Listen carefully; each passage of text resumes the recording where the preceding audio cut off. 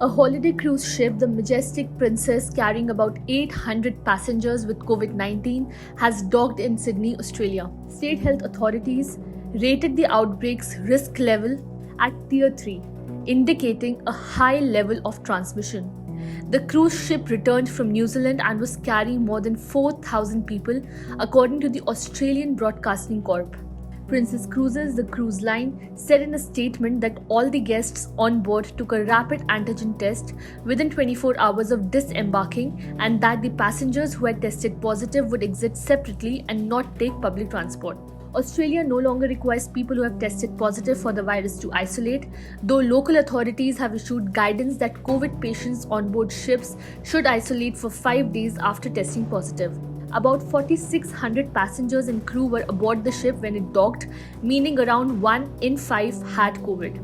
The outbreak is reminiscent of the Ruby Princess cruise ship COVID outbreak of early 2020, where at least 900 people tested positive and 28 died. Margaret Fitzgerald, the president of cruise operator Carnival Australia, said a large number of cases started to be detected about halfway through the 12-day voyage. All cases were either asymptomatic or mildly symptomatic, she said. Asked about comparisons between the Majestic Princess and the Ruby Princess, which also belongs to the same operator, she said, "Since then, we as a community have learnt a lot more about COVID." The Health Department of New South Wales, the state in which Sydney is located, said in a separate statement that patients had been isolating on board. State authorities said that there was a Tier 3 COVID risk level aboard the Majestic Princess, indicating a high level of transmission.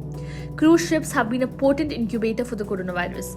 In the United States, the Centers for Disease Control and Prevention monitored such ships for transmission at sea for about 2 years. It also warned against cruise travel amid the Omicron spike during the last year's holiday season. The outbreak comes as COVID cases rise across Australia. In New South Wales, 19,800 new cases were detected in the 7 days to Friday.